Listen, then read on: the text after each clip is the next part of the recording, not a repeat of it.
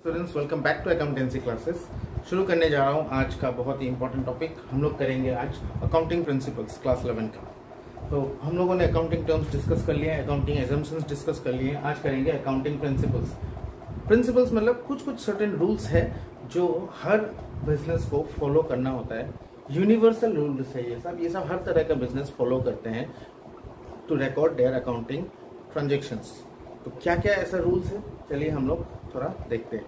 First as principles है वो है business entity, principles of business entity. Business entity मतलब ये हम लोगों ने पहले भी पढ़ा था अकाउंटिंग टर्म्स में एंटिटी के बारे में। अकॉर्डिंग टू दिस प्रिंसिपल हमें हर बिजनेस का एक इंडिविजुअल आइडेंटिटी होता है, यानी कि ओनर और बिजनेस दोनों को सेपरेट हम मानते हैं। जैसा कि मैंने आपको एक एग्जांपल भी दिया था पहले, टाटा मोटर्स का अलग, रतन टाटा एक इंडिविजुअल है, ओनर है टाटा मोटर्स का, और टाटा मोटर्स जो है उनका वो बिजनेस का एक नाम है।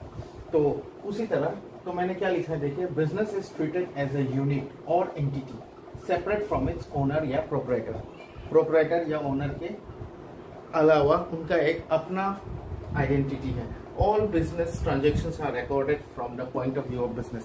So according to this, जितने भी business transactions है उसको हम लोग business point of view से बनाएंगे, owner point of view से नहीं। तो उस हिसाब से owner जो capital business में लगाता है, the amount invested by the owner, वो भी business के लिए एक तरह का creditor हुआ, एक तरह का liability हुआ। समझ रहे हैं आप? देखिए ये owner है, ये business है, पैसा देता है owner business को, this is what capital। The owner invest is capital। Owner ने जो बिजनेस को दिया that is capital। ये जो कैपिटल है, अगर बिजनेस एक सेपरेट यूनिट है कैपिटल ओनर से, तो ये जो कैपिटल जो ओनर ने दिया है वो भी उसके लिए, बिजनेस के लिए एक तरह का क्रेडिट है, क्रेडिटर है। हम मान सकते हैं कि the owner is also a creditor of the business. ठीक है, तो इस बेसिस से हमारा एक, इसमें मैं लिख देता हूं, एक फॉर्मूला बनता है जो आगे हम यूज करेंगे न्यूमेरिकल्स में। देखिए एसेट्स, जितने भी एसेट्स हैं वो इक्वल होता है लायबिलिटी प्लस कैपिटल का। जितने भी उधार है और ओनर ने जो लगाया वो दोनों का टोटल ही हमारा एसेट्स है। ठीक है, ये फर्दर एक्सप्लेन मैं आपको जब न्यूमेरिकल कराऊंगा तो फिर कराऊंगा। ओके, नेक्स्ट है principles of money measurement. Money measurement सिर्फ आप जानते हैं वही ट्रांजेक्शन्स को अकाउंट्स में हम लोग रिकॉर्ड करते हैं जिसको हम लोग मनी में कंपेयर कर सकते हैं, मनी को जिसका यूनिट मनी हो। ठीक है, तो देखिए क्या लिखा है, according to this only those business transactions are recorded in the books of accounts which are of financial nature और which can be measured in terms of money, जो फाइनेंशियल नेचर का है। ठीक है, हर ट्रांजेक्शन रिकॉर्ड नहीं होता, जो पैसे से रिलेटेड ट्रांजेक्शन है वही ट्रांजेक्शन को हम लोग यहाँ रिकॉर्ड करते हैं। सिंपल है ये दो। नेक्स्ट देखिए principles of accounting period.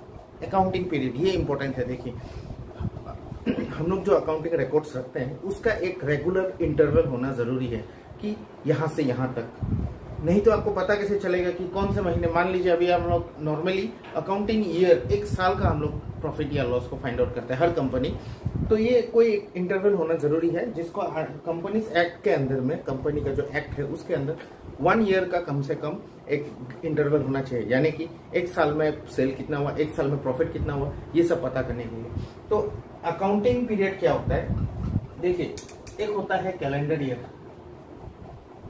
Calendar year start होता है 1 जनवरी से 31 दिसंबर तक, ये हो गया कैलेंडर ईयर। अकाउंट्स में जो हम लोग एंट्री करते हैं, शुरुआत का डेट हम लोग मानते हैं 1 अप्रैल और खत्म करते हैं हम लोग 31 मार्च को। This is our accounting year. Okay, बहुत सारे बिजनेस कैलेंडर ईयर भी फॉलो करते हैं, ऐसी बात नहीं है, लेकिन अकॉर्डिंग टू अकाउंट्स हम लोग जितने भी रिकॉर्ड्स रखते हैं, इनकम टैक्स वगैरह भी जो डिपार्टमेंट है वो भी हमारा हिसाब 1 अप्रैल से 31 मार्च तक का मांगता है। तो इसमें मैंने क्या लिखा है देखिए, it is necessary to close the accounts at regular interval. Accounts को क्लोज करना जरूरी है ताकि प्रॉफिट लॉस निकाला जा सके। अब जब उसके बाद देखिए, and the principles of accounting period is followed to determine such time duration.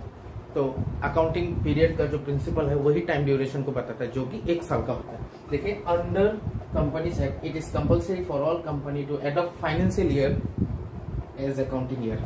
Financial year को अकाउंटिंग ईयर माना जाता है। तो अकाउंटिंग ईयर जो कि स्टार्ट होता है 1 अप्रैल से 31 मार्च नेक्स्ट ईयर तक। जैसे कि 2020 का 1 अप्रैल में स्टार्ट हुआ तो 2021 का मार्च में खत्म होगा।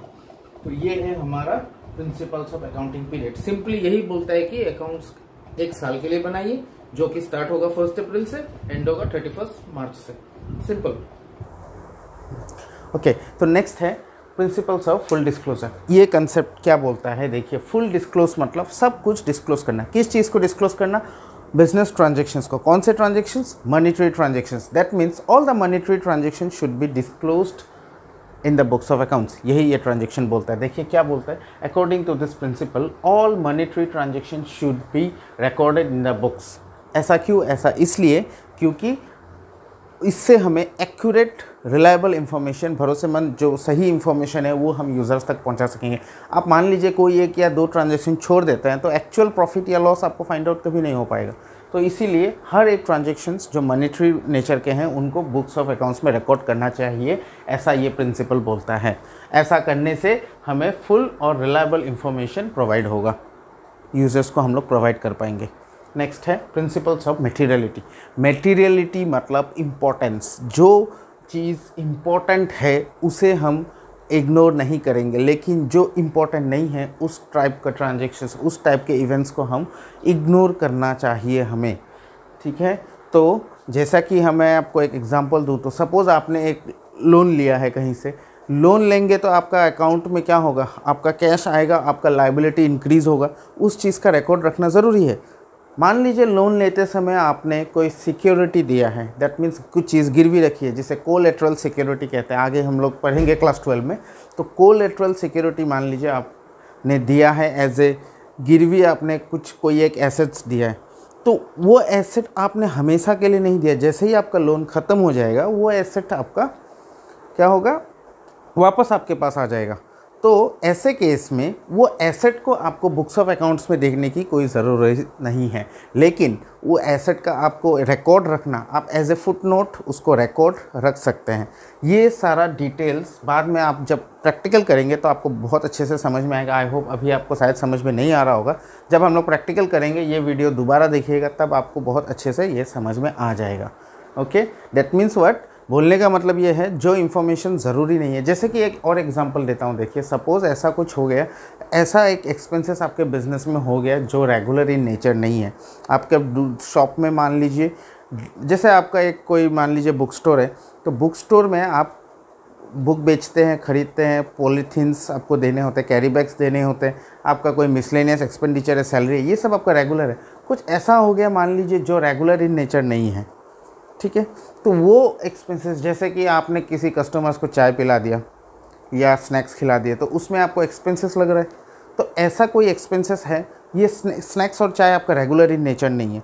तो इस चीज़ के लिए आपको एक सेपरेट बुक ऑफ अकाउंट में बनाना ज़रूरी नहीं है। अगर आप ऐसे सेपरेट एक्सपेंसेस दिखाने लगे तो आपका बुक्स ऑफ अकाउंट बहुत लेंदी हो जाएगा।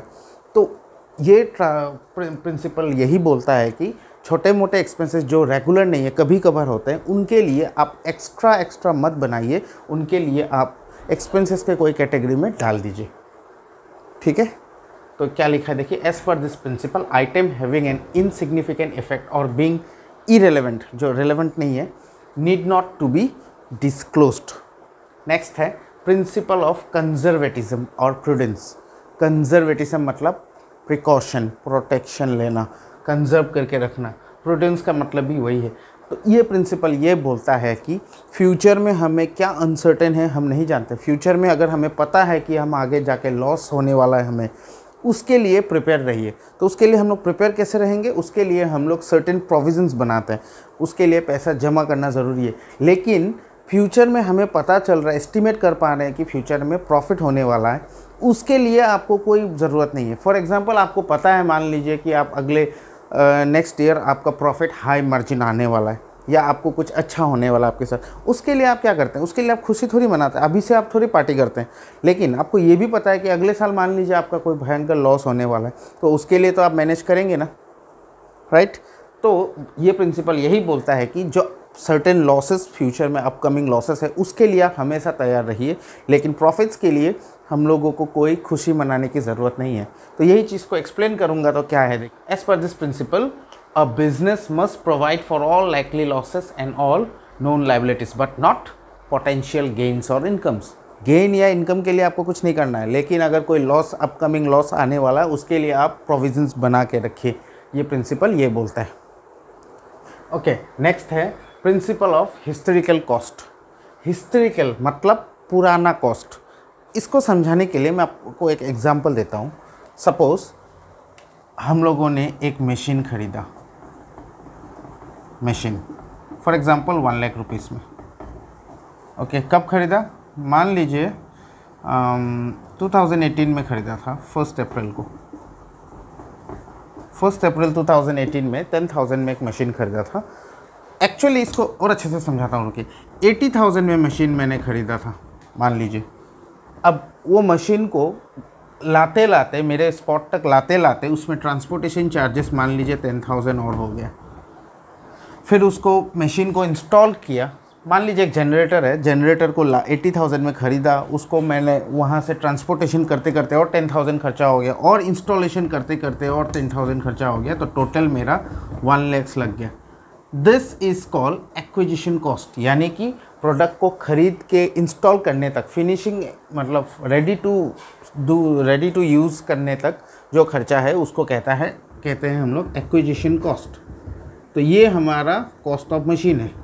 ठीक है, तो हम लोग जैसे ही मशीन खरीदेंगे, अकाउंटेंट क्या करेगा? अपने बुक्स ऑफ अकाउंट्स में मेंटेन कर देगा मशीन, इस तरह से 1 लाख रुपए लगा देगा वो। ठीक है, अब ये प्रिंसिपल ये बोलता है कि ऐसे अगर एसेट्स आए तो इसको हमें रिकॉर्ड करना है एट एक्विजिशन कॉस्ट। वो हम लोगों ने कर दिया। अब एक बात आपको बता देता हूँ, इन टाइमों में कभी कभार क्या होता है, ये मशीन का वैल्यू कम भी हो सकता है, market value of the machine में इंक्रीज और में डिक्रीज। मान लीजिए आज 80,000 का था, वो कल कुछ ऑफ़र चल रहा था, दुर्गा पूजा ऑफ़र था, उसका वैल्यू 70 हो गया, या उसका डिमांड हाई हो गया तो वो 90 का भी हो सकता है, तो प्राइस कम बेसी हो सकता है। तो अगर ऐसा कुछ होता है तो हमें क्या करना है, उसको हमें बुक्स ऑफ अकाउंट्स में और आज के करंट रेट में ही डालना है।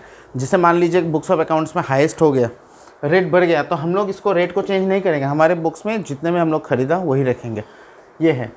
इसका बाद एक चीज़ और बताता हूँ। देखिए, अब ये मशीन जो हम लोगों ने खरीदी तो ज़िंदगी भर नहीं चलने वाला, सीधी सी बात है। ये मशीन का एक लाइफ होगा। मान लीजिए हम लोगों ने एस्टिमेटेड लाइफ इसका कैलकुलेट किया कि 10 ईयर्स, ये हम लोग एस्टिमेट करते हैं कि 10 साल तक ये मशीन चलेगा। तो हम लोग हर साल मशीन से हम लोग कुछ वैल्यू निकाल देते हैं, ओरिजिनल वैल्यू निकालने के लिए, यानी कि 2018।